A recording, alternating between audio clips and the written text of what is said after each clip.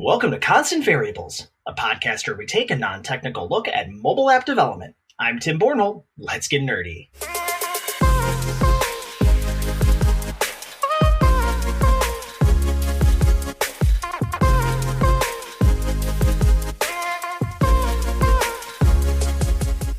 Today we are chatting with Adam Stone of Secure Digital Solutions.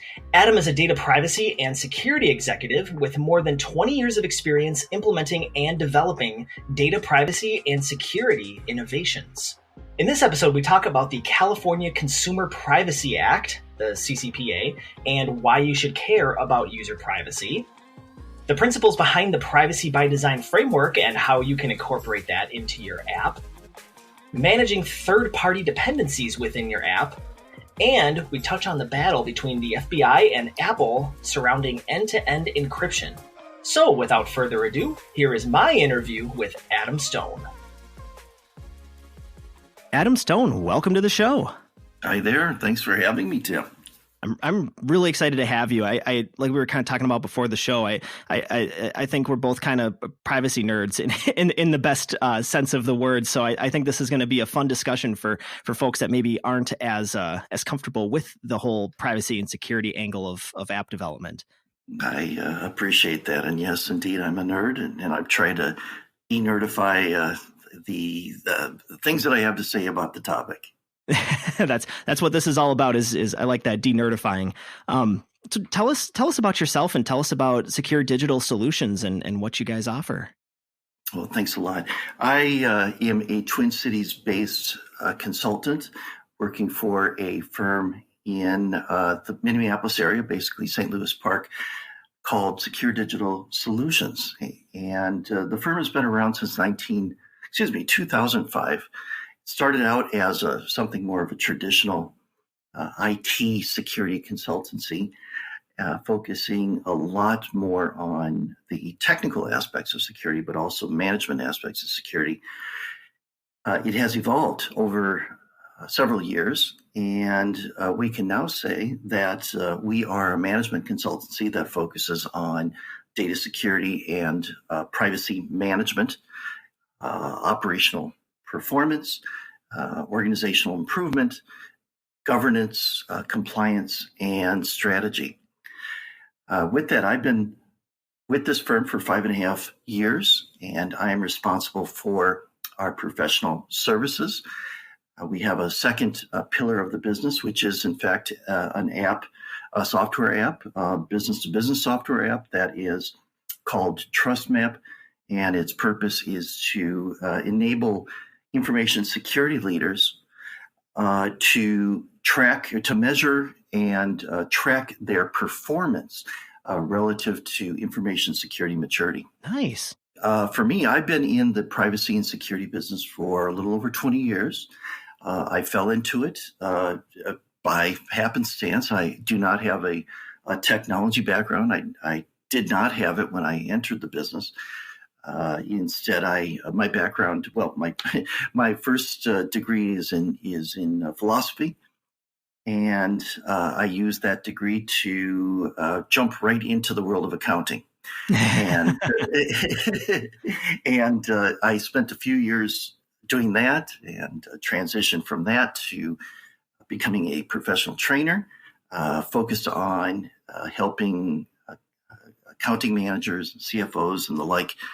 Use software designed to help their business. And then around the dot-com bubble, I had fallen into this world of data privacy and security, and I haven't really looked back. I've had lots of opportunities to serve across myriad industries, starting in financial services and insurance, and branching out into academia and marketing and manufacturing and pharmaceutical production and distribution and healthcare, and have enjoyed my time working in and for and on behalf all of these different industries, and been happy to be part of the growth of the privacy industry and the privacy profession over the past 10, 15 years. Well, I mean, I think going into it from a philosophy angle and moving into privacy, I mean, there's so many things you could touch on theory and kind of, I mean, there's a whole thing we're going to talk about with privacy by design where I can see why it's good that you have that full philosophical background because I think it lends itself well to this industry. I would agree. It's privacy and even information security is not a technology subject in my estimation. It is a human subject, specifically human fallibility, human greed, and other negative character traits that lead to our need for security, need to secure our information assets, but also to preserve the secrets that we share with folks, whether we are sharing these secrets with our best friend or with some large corporation or with the government. Well, that lends nicely into our first topic of discussion here, which would be around the government. And I want to talk a little bit about the CCPA. So I know a lot of our audience is app owners and product owners, and they probably have heard of this acronym, know it has something to do with California. And I mean, we're here in Minnesota. We don't need to worry about that, right? Well, I wouldn't say that. California tends to be the leader. They stand in the vanguard with issues like this, and CCPA is no different. The acronym, by the way, stands for California Consumer Privacy Act of 2018. But we'll just call it CCPA because that's easier. Talk about it a little bit, and like for in terms of as an app owner, what about it? Why does it exist, and why do I need to worry about it? CCPA has behind it a long history of discussion and debate about the role of these so-called computerized systems or databases, which really started concerning people even as early as the 50s and 60s. And it really is just a natural evolution of these sorts of concerns on behalf of the public, both when looking at it from a government ownership of or control of data, but also now importantly in the control of data in the hands of private corporations. The law itself emerged out of an activist in California. This individual he turns out to be a very successful business person, had a lot of resources behind him, and had agitated for a new data privacy standard, and had effectively put forward a bid to get a referendum on the ballot in 2018 that would have created substantial privacy requirements for organizations if it had passed. In response to this threat of referendum, the legislature within the state of California decided to create a bill to address these issues. And because of the timing, the bill was rather hastily put together. In fact, it emerged almost out of nowhere and caught folks that are not watching California politics closely really off guard. In essence, the law, though in the early days, the media often characterized the law as something similar to the EU's General Data Protection Regulation, or GDPR. There are really quite a few differences between CCPA and GDPR, though the basic mantra that is defined within GDPR around the providing and preserving rights to individuals with respect to privacy, that maintained. But it's really it takes a uniquely American approach to privacy, and that is in fact where it diverges from the GDPR. Well, it's interesting that there's these regulations. One coming from GDPR, and I heard you on an earlier podcast kind of explain like the privacy from the European standpoint is baked in this tradition of fascism that they have in Europe, and so, there's a certain amount of privacy that you would want to have after going through a regime like that. And then there's kind of the American entrepreneurial, look at privacy where, well, someone's giving me this data and we can argue willingly or unwillingly. And since they gave it to me, it's mine and I can do whatever I want with it. I'm curious to hear what your thoughts are around, why do we need to worry about privacy? And as an app owner, I've got, 600 other things I need to worry about with my budget and with timelines and with user experience and with everything else that goes into building an app. Why should I care about the user's privacy? Well, there's all sorts of good reasons, and there's different angles that folks take. There is the angle of the fear of government overreach, and that if you enable governments to maintain all sorts of data about you and to hold your deepest secrets, that makes it all the easier for government to control you and the population at large.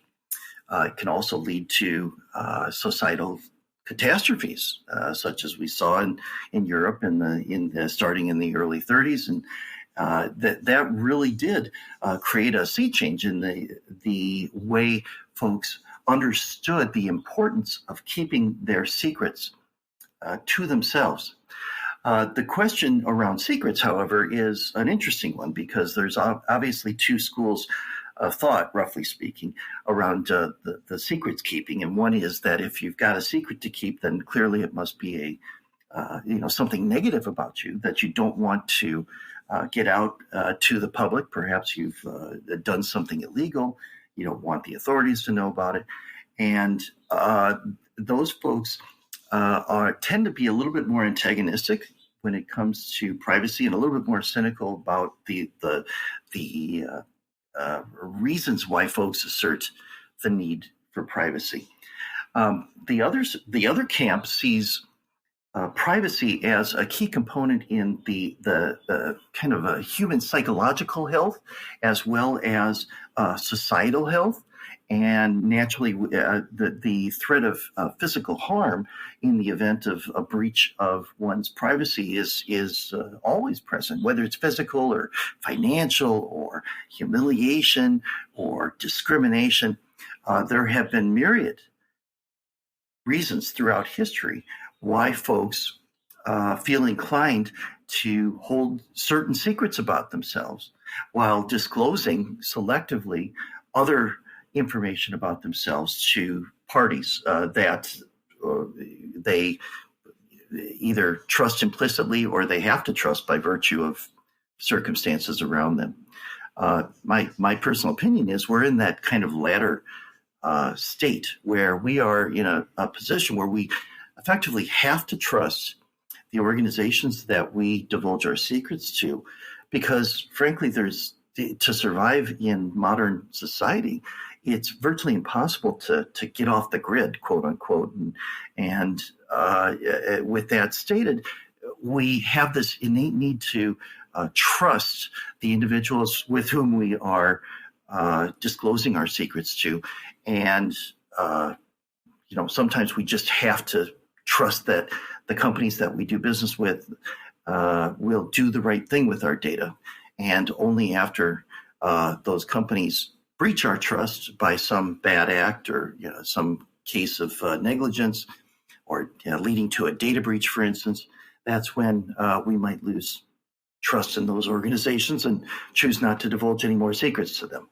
Well, and that would render a lot of what we do as app developers useless, as if we a lot of times we're trying to provide value with that data, and there's a lot of good reasons to collect that information. But I think if you don't have good intentions from the get-go, in that you're not thinking about how do you protect this data once it's been given to you and treat it with respect and care, everyone's just one hack away or one step of negligence from an employee away from being on the front page of showing how bad it is to trust you with your data. Well, that is the reality, and for better or worse, we've been brought up. Most of us in Western society have been brought up with this notion of sort of the golden rule and the variations of that ideal.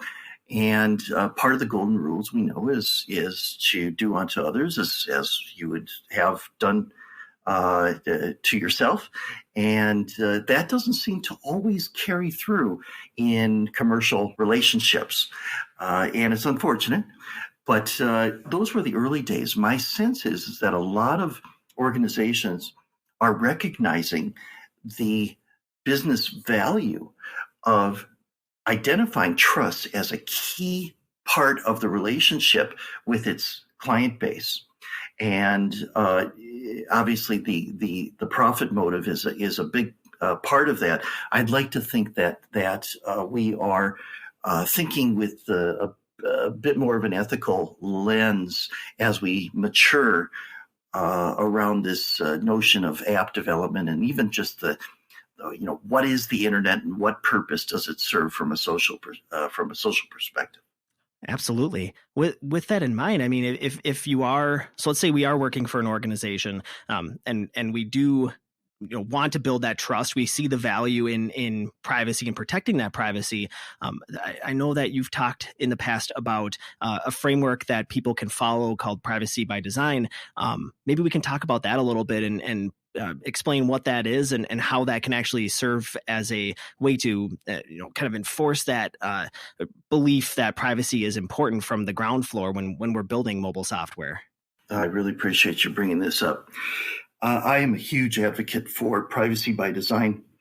Interestingly, this is a topic that is not a new area of thinking around privacy. It is starting, albeit slowly, to pick up some steam within the app development community. And I like to think of myself as one of the folks that really promotes the implementation of privacy by design in an effort to improve trust between app developers and their clientele. Privacy by design, or PBD, as folks in the privacy industry call it, is a set of principles that was developed by a wonderful lady named Ann Kavokian. And Anne, at the time, was serving as the Information and Privacy Commissioner for the province of Ontario in Canada. She developed this document around 2009. And at the time, it kind of emerged quietly, but its principles are so salient that it has maintained and it has really aged like a fine wine. In my view, the principles that she brings forward have not needed any form of enhancement or change. They seem to be a pretty solid set of principles. And there's 7 of them, and I'm sure that we'll talk about them and just as we go along here. I was going to say, what are some of those principles? Principle 1 is that app developers should consider privacy proactively, not reactively. And it should consider an approach that is preventative of one's preventative in that it prevents exposure of one's private information versus having to remediate these circumstances after the fact. And so principle 1 is proactive, not reactive, preventative, not remedial. Number 2 is privacy as the default setting. And when we get a moment, I'd love to talk about this a little bit more. It's one of my favorite principles, privacy as the default setting. Foundational principle 3 is privacy is embedded into the design. And that's, of course, very relevant here for software developers, software and web app developers.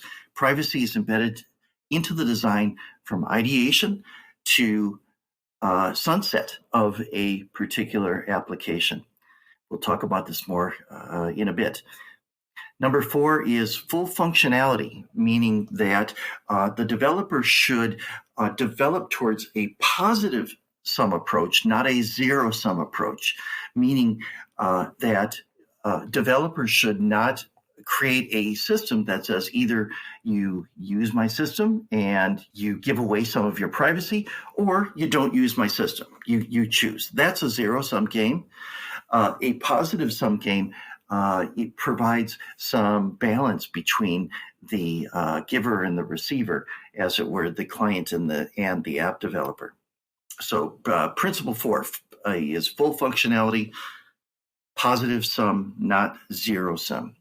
Principle 5 is end-to-end security, full lifecycle protection, and I think that makes sense inherently. We can talk about that in a little bit. This is where security comes into play. We know that security is a key enabler to privacy. In fact, without security, privacy can't really exist in the digital world. And so we do need our friends in information security to help us maintain privacy. Principle 6 is visibility and transparency. Keep it open. And in short, what that means is don't create a black box or avoid creating a black box. Don't create a situation where an individual inputs their data.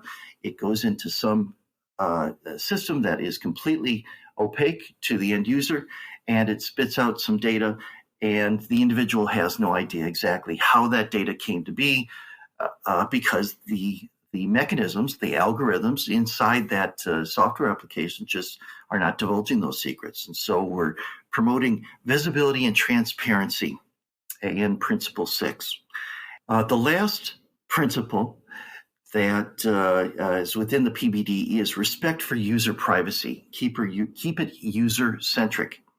And this really is part and parcel with the movement towards user centricity in software development and to develop applications that are maximally usable to the individuals that they're intended for. If you add privacy to that usability equation, then what you're saying is that you want to make sure that individuals don't have to search hard to determine what privacy options they choose or deny. And they are presented with an application that outwardly expresses the value of the relationship between the app developer and the user of that app. So those are the 7 principles of privacy by design. Well, there is a lot to unpack in all of that. I think the one that I wanted to touch on was the one that you actually brought up and said you wanted to talk on was number 2 of the privacy as the default setting. Yes. Whenever we're talking with clients about settings pages, and it's always funny when you get to a point in designing software and people say, well, we'll just make it an option and people can choose one way or the other. It's like there's some stat about like only 10% of people ever even open a settings screen of an app and look to see what the settings are. So as it relates specifically to privacy, you can extrapolate that and say, if you aren't private by design, it's probably not going to be a lot of users are going to go in, and it's going to be people like you and me that understand, and most software developers that understand privacy are going to go in and make tweaks as necessary. But if you aren't thinking about privacy at the forefront and making the software as private as possible from the get-go, then most people are going to go in and change that. That's right. And this is my favorite personally, but it is something that I will acknowledge, is very, very difficult for software developers to reconcile.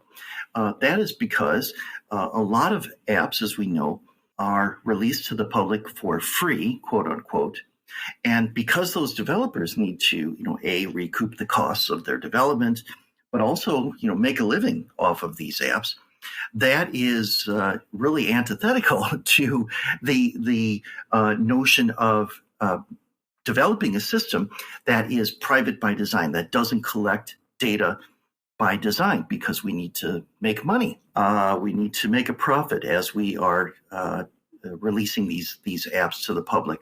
There are a significant number of developers out there that are really seeing the value of trust and authenticity as the key to standing out among their peers and among their competitors, and in effect, giving them a competitive edge by virtue of these design choices that outwardly express this respect for an individual's privacy right off on the get-go. And if you'd like, I could give a great example, a real clear example of how this plays out in the real world. Go ahead. Almost everybody has a mobile phone nowadays. Like many people, about 5 years ago, I had really resisted buying into, for whatever reason, Apple iPhone products. I just didn't want to do it. And so the cell phones or the mobile phones that I was using back then were obviously the competing version, which in this case was Android. And I stuck with it from that point on. At some point, I don't know, 3-4 years ago, I was convinced to move to an iPhone. And so I did. I went with the iPhone. And as I started opening it up and looking at some of the settings, I was surprised by something. Apple, as a default setting, for many of the sorts of applications and utilities and other things that make an Apple iPhone an iPhone, many of the most data intrusive features or data, how would I put it, data, the leakiest aspects of interacting with the cell phone, those leaky potential or points of potential leakage were turned off by default. In other words, I needed to opt in to have Apple basically execute some of the features within the phone that were leakier than others. And that sent a huge message to me. That told me that Apple has actually thought about this privacy issue and has embodied that whole notion of outwardly expressing respect for an individual's privacy through these, really small signals, but they were strong enough for me to pick up on. And really, when you take a look nowadays at the default controls that are in place when you buy a new Apple iPhone, and you compare that with its competitor, you'll notice a complete difference in the philosophy behind how these phones are set up. Apple iPhones have much stronger privacy controls by default than Google Android phones do. And Apple, recognizing the value in that differentiator, actually created a commercial that touted how strong their phone was with respect to data privacy controls. And the implicit message that Apple sent is, look, our competitor, that nasty Google company, they take all of your information. Their phones are leaky as all get out. So you should buy our phone because we help protect your data. We don't leak as much data as our competitors do. So they were literally using that as a market differentiator. I thought that was brilliant. I couldn't agree more, and that's one of the big reasons I've stuck with Apple. I was one of the rubes that waited in line on day one for the iPhone. But I just every time I even get a notion of, man, maybe I'll look over and see what's on the other side of the fence, the first thing I think about is the privacy implications. And no one's perfect. I mean, there's things like, for example, like last year there was a big brouhaha around Siri and how there were third-party contractors that were able to listen to actual recordings that people made when they used Siri.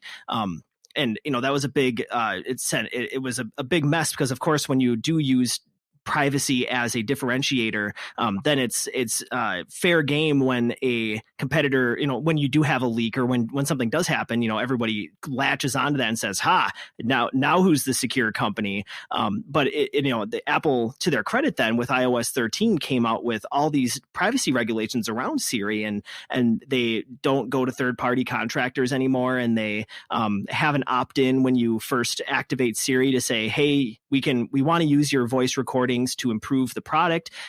By default, we're turning that off, and if you want to enable it, we will enable it. And then on top of that, they will come back to you after a few months and remind you and say, "Hey, we're still recording. We're still saving your recordings and monitoring them. Is that something you still want to do?" And to me, there's a famous interview with Steve Jobs around privacy where he says something about with regards to privacy that you need to ask early and often, and just keep beating down the door to enforce that, because it's so easy to hide behind a well-crafted privacy policy or your terms and services and to mask what your true intentions are with the user data. But when you're being forthright and upfront about it, I think the people that do care are going to definitely recognize that to like what you said and switch allegiances as a result of it.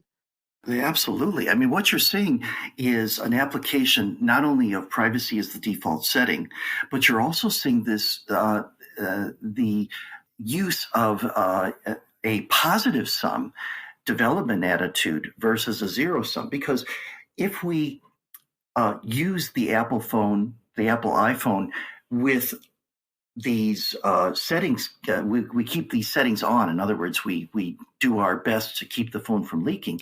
That does not materially impact the functionality of the phone itself. Yes, it creates a few impediments to convenience and being able to instantly share certain bits of information. But if you are willing to balance that with your desire for privacy, I think that the notion that Apple iPhone is operating on a positive sum versus a zero sum design approach is absolutely brilliant. And I should mention you're right. Folks that put themselves out there as being more attentive to data privacy, they of course expose themselves to criticism. I would argue that those organizations that are authentic and that express themselves in terms of authenticity are the ones who are going to win the day whether a breach happens or not, because we're human, and bad things happen, mistakes happen, and no system is entirely foolproof. It's those organizations that come out right out of the gate and say, "Look, we screwed up. We apologize, and here is our plan to make amends. Improve our system, shut down this, change this, whatever it takes." We don't see that often enough, unfortunately. What we see is that when mistakes happen, whether a company puts itself forward as being a privacy conscious or not organization, when a bad thing happens, when a mistake happens, companies tend to circle the wagons and operate in this sort of cone of secrecy, as it were, and that creates a suspicious public because all sorts of when folks don't admit their faults right away, well, that naturally causes us as humans, or as in this case, customers of a particular company, to say, so what are they trying to hide and why? And it allows us to sort of imprint upon that organization a real sense of distrust in the way they do their business. I've also read, though I don't have the evidence in front of me to share with you, that the millennial generation really, really values authenticity. And if an app developer is targeting that audience, then they ought to really think clear-headedly about this notion of positive sum versus zero sum design approaches.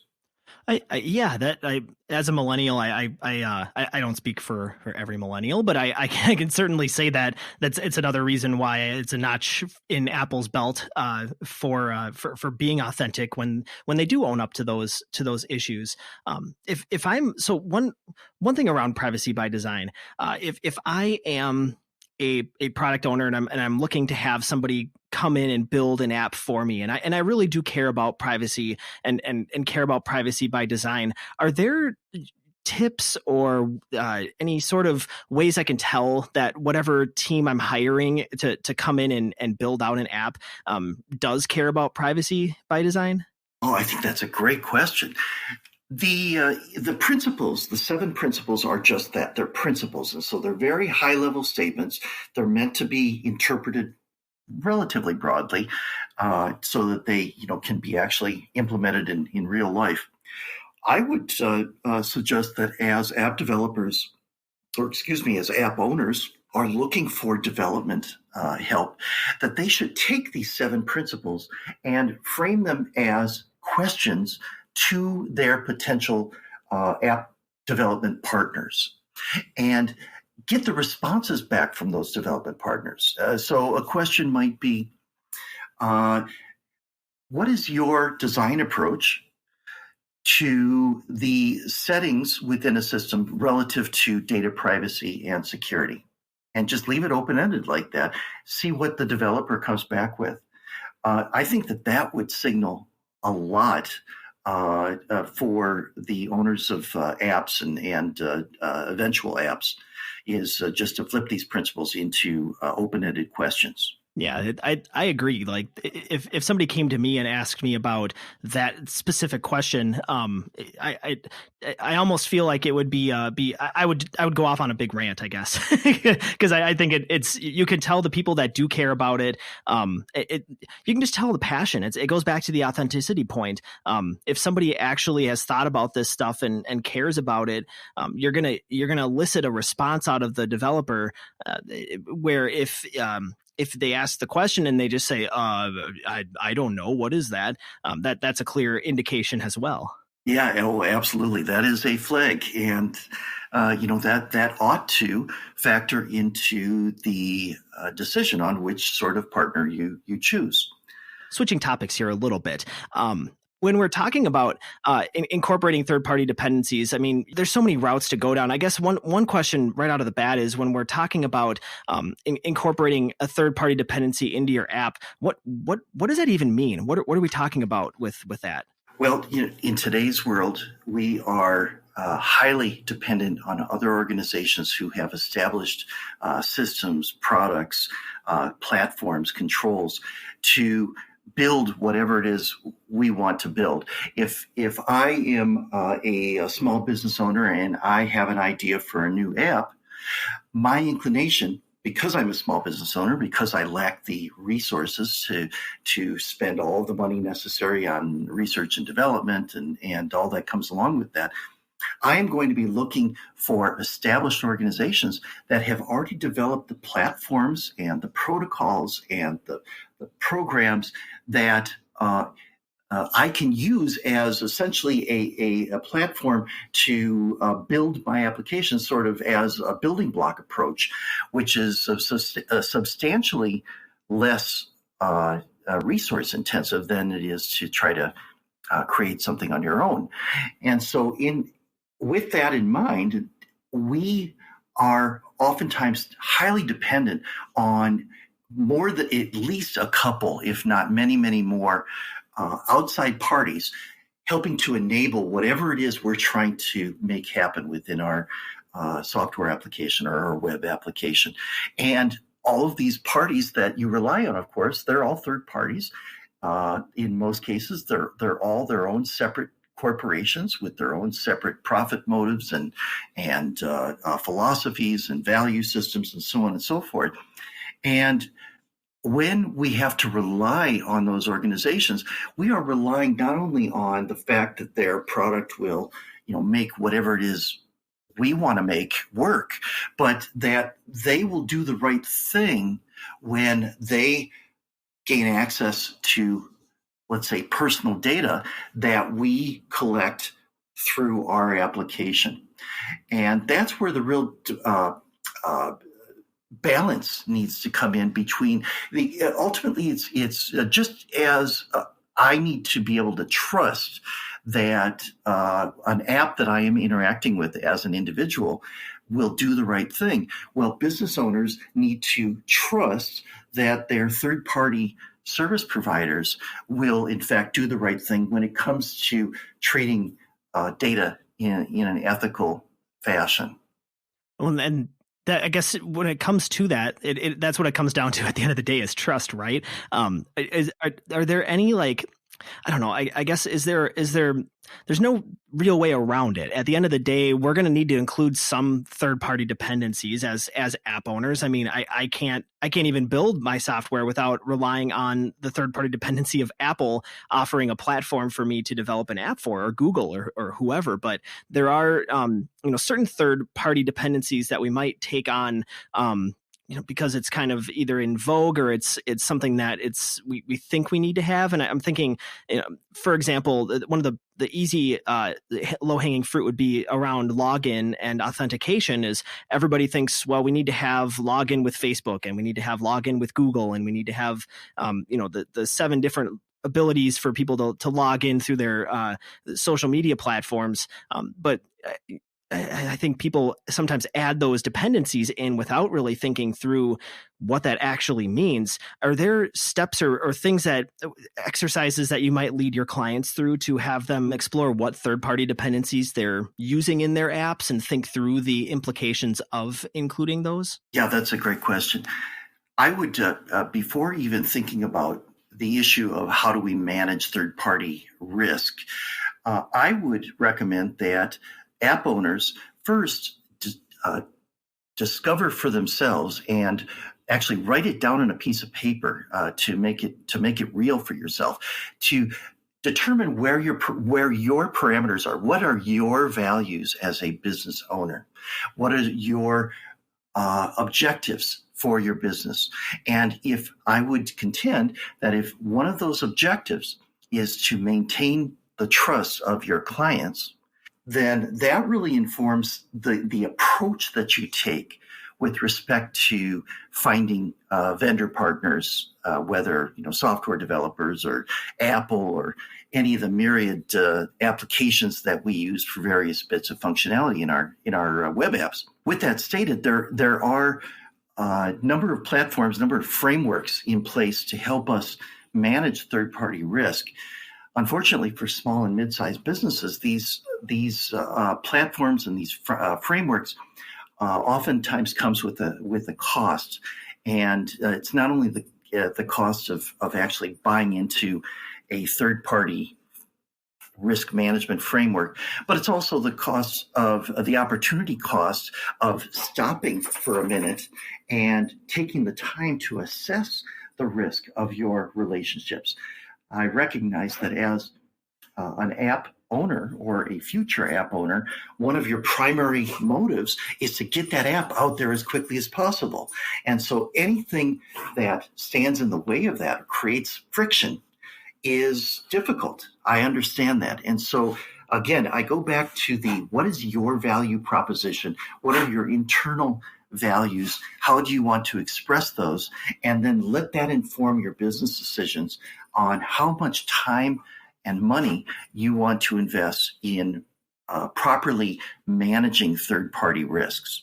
That's fantastic advice. I think a lot of times when you are a startup and you have an idea and you go forward, a lot of time. I know when I started my business, that wasn't like the first thing I thought of. The first thing I thought of was how can we make money, and you kind of rely on your own internal core set of values, I suppose, as it were, when you do that. But then, as a business and as your organization grows, you actually do need to think about what are your core values and why would you include, I guess if like you said, if it's trust and taking care of users' information with respect, that kind of lowers the amount of dependencies you might want to rely on, because if you throw in an ad network into your app, and all of a sudden now you're not knowingly leaking that information, but every single ad platform you include in there is just another potential vulnerability for you. So I think that does make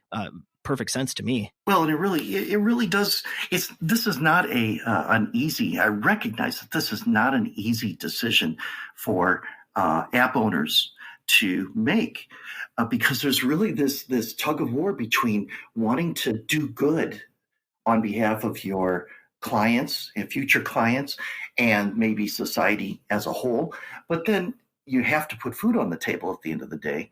And how do we do that in this new world of app development? Well, especially if we're offering these apps for free or at a substantially subsidized price, well, we need to make our money somewhere. And so we do that by effectively reselling the data that we collect through the use of our app to other parties. And so it's a real balancing act, and it's not for everybody. I recognize that. This sort of approach probably resonates more for organizations that recognize and that acknowledge that whatever the app is that they're building is something that truly rests on a foundation of trust.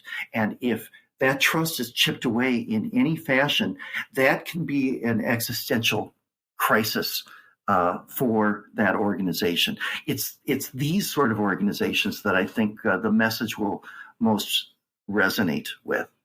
Man, there's so much we could talk about with privacy, and we can really get down the rabbit hole with it. There's one last topic of conversation I wanted to cover in this realm, and it's more of a fun topic for me because it's so fascinating.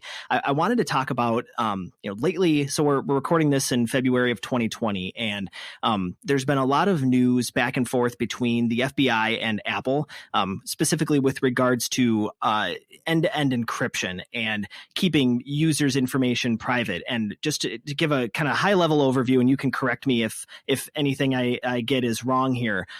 But from what we're seeing in the news reports is the FBI is saying that they have a phone that has potentially relevant information to a terrorist investigation, and they want access to it, and Apple is just not giving it to them.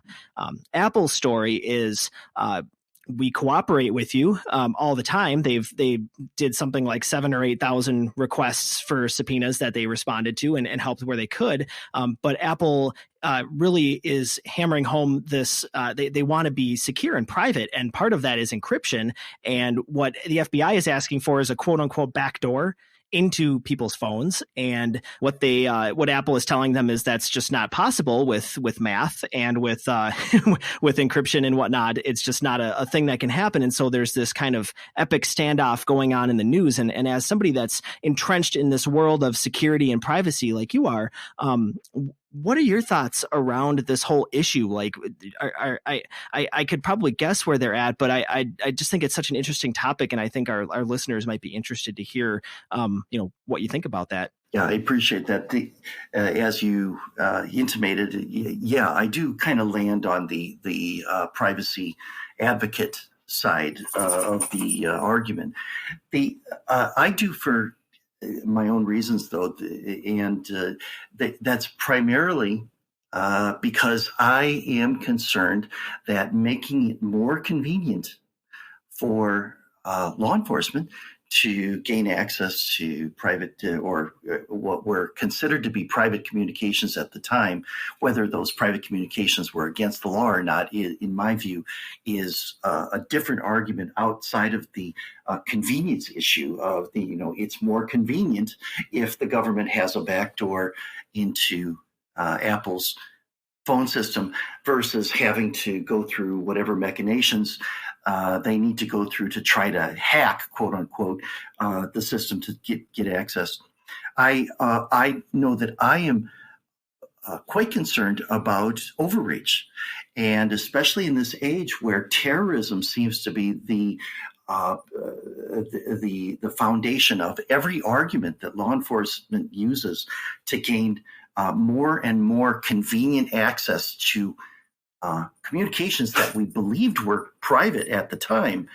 Uh, that's concerning to me, primarily because of all of the things that we've learned over the past several years, the Snowden revelations, the other leaks that have come out since then.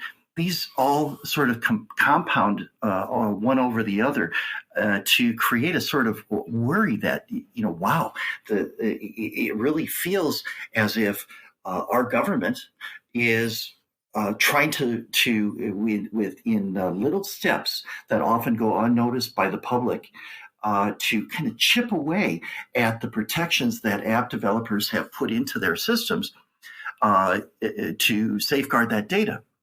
I will say that I doubt that Apple made these decisions out of purely altruistic goals.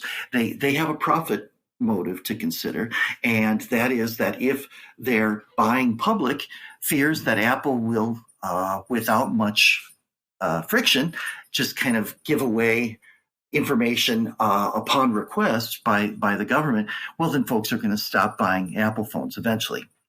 And so there's these two things happening. The privacy advocates are hailing this as Apple standing firm against government overreach or perceived government overreach.